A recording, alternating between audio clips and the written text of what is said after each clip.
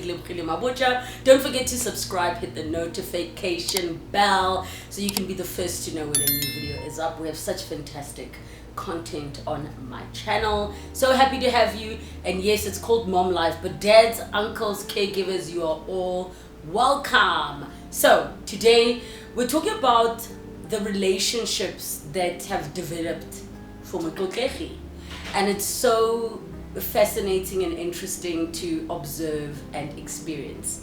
With him being 3 years old now, he's able to speak, he's able to articulate himself, he's able to share what he wants. My son's actually very funny. Like, he has a sense of humor, and he has very fascinating relationships with people. So of course I'm going to start with my relationship with him. We are at a point in our relationship where outside of him being a toddler and being a baby, I am seeing how he's a complete human. Like, we get it intellectually that when your child is born, they are a complete soul. But you only really start to get what that means in moments where, yes, on the one hand, he's heavily influenced by the adults around him that are raising him. But there's little snippets of him that were not part of my DNA, not part of his dad's DNA, that are just uniquely him. And it is the most beautiful, godly thing to observe. Now, why I'm mentioning those parts of him is because it informs what his relationships are like. The relationship with me at the moment, we fight a lot. He challenges me. He in many ways reminds me of me and my personality. Very assertive, likes to challenge everything. He likes to do things on his own, and he loves to also, like, he has moments where he really just wants to be a baby because he loves attention, and I can see so much that he's such a creative little boy. So our relationship has layers of depth where he says the sweetest things. One moment he'll say, "Mommy, you're not my friend, but I love you." That is how funny he is. He'll say things like that. He has days where he calls me by other people's names just to have fun. We currently are in the stage of me teaching him the difference between joking and lying. What is the difference between joking and lying? Because he will lie and I'll be like, "Are you lying?" He says, "No." And I'm like, "You can't lie and say somebody beat you. Like, you can't." And then afterwards he's like, "It was a joke, I was joking." I said, "Okay, remember, jokes are supposed to be like, we laugh. We laugh." So this is currently the stage we're in, but our relationship is beautiful. It is a budding romance, I think, between mom and son, and I don't mean that in that weird incestuous mom's kind of way, but in the way that when you know each other more, know each other better. Even though I know my son, I know his mannerisms and characteristics, there are parts of him that still surprise him. There are words I didn't know he knew. There are things that I didn't know he does. There are things he says I didn't know he says. And every day I fall in love with new parts of who he is. And he's starting to understand his mom and her world, some of the things that she does. And he says things like, "I want to be just like you, Mommy." And I love that. But I also am acutely aware that our relationship is going to evolve, where he's not going to want to have kisses with Mommy, where he's not going to say, "Oh, I need to cuddle Mommy." So I'm trying to savor all the moments as much as I can.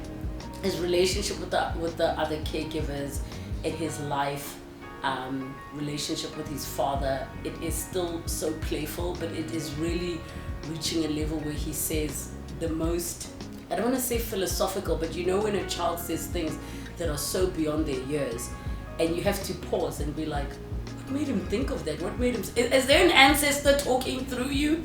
God, are you sending me a message? These are like some of the things that he says, and his teachers absolutely love him. Like, they say how hilarious he is and lively he is, and all of these things. And then I look at the relationships I want to speak about more of today is with people that are not part of his family group, with the people that he's choosing to have relationships with. Because obviously he didn't choose his grandmother, like, she be here, he's used to her. It's probably some kind of Stockholm syndrome where he's like, she was here all along, so I'm in love with her whether I like her or not. But with the other people, where he's in a class of about 20 plus children, he has chosen his little clique. And the other day when I picked him up at school, they do this adorable thing.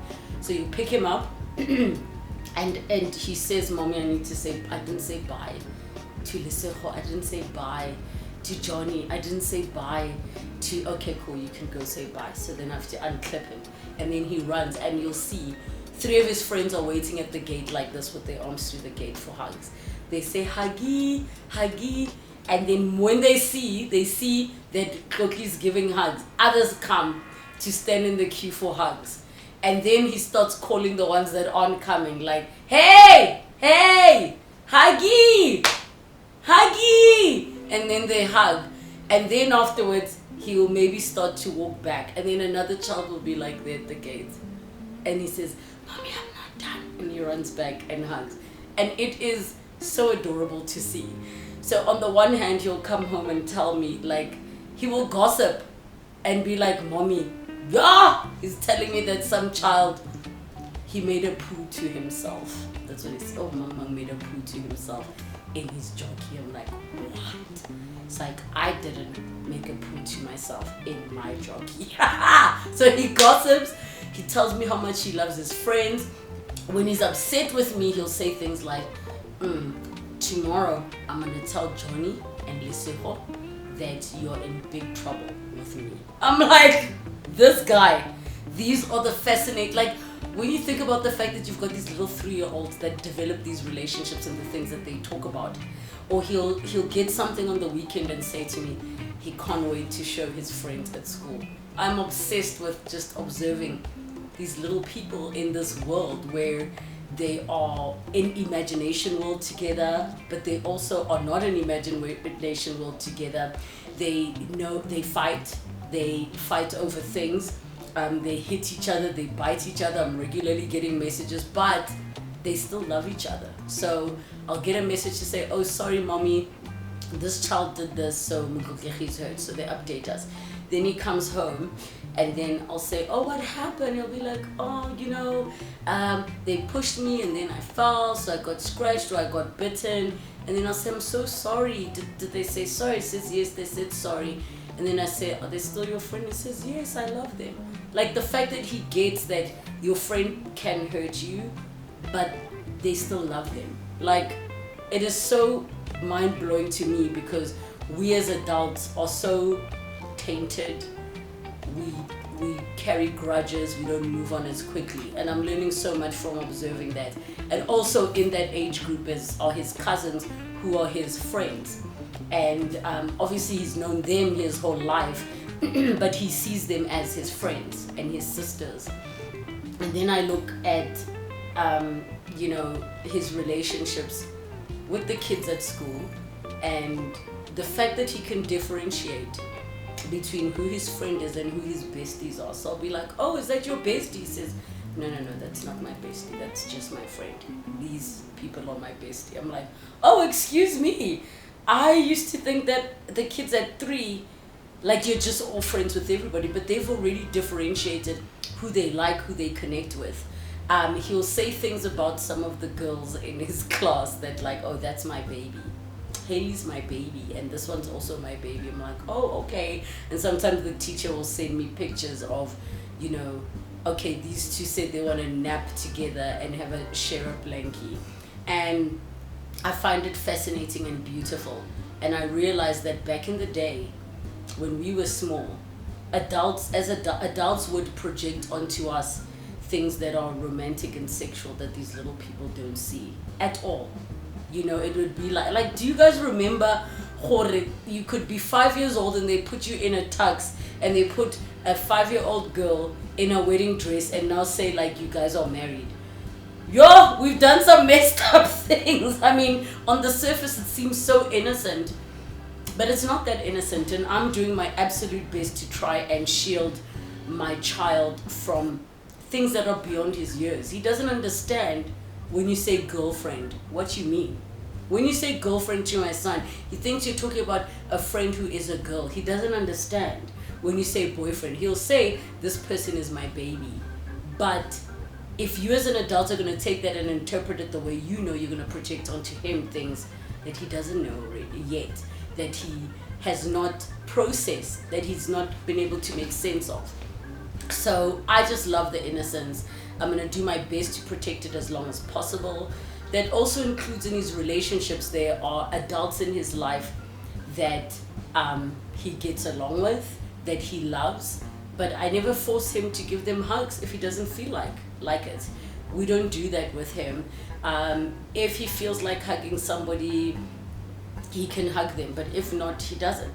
And this includes his grandparents. So this includes elders. It's like you greet, but we don't force. So watching him also figure out what type of relationship he wants to have with certain people is also amazing. I mean, he is very connected to people that I work with, people on my team, from my assistant to, you know, my content producer, to just makeup artist. But he has his own little relationship with them. And I try not to interfere. I try to allow him to explore. There's no part of me, like, he's learned the concept of what a bad guy is from movies and animations. And then he'll be like, is this a bad guy? Oh, he'll joke and say, ooh, mommy, you're the bad guy. But I'm observing to be like, what makes him think somebody's a bad guy? Is it because they did something naughty? But he doesn't think that a person's a bad guy because they did something naughty, because he knows his friends do naughty things, but he doesn't refer to them as bad guy. So I'm also learning, it's going to be interesting to see what makes him, what does he think a bad guy is? Because I can't say to him, a bad guy is somebody who hurts somebody's feelings, because he knows he makes mistakes. He hurts other kids' feelings. Does that mean he's a bad guy? So just the concepts of the relationships of a 3-year-old, what his little world is, what goes on in his mind. He'll randomly mention people I've spoken to on the phone once. And he'll be like, where's this person? Where's auntie so-and-so? Where's uncle so-and-so? Okay, where's their mom? Where's their dad? Do they also have a doggy?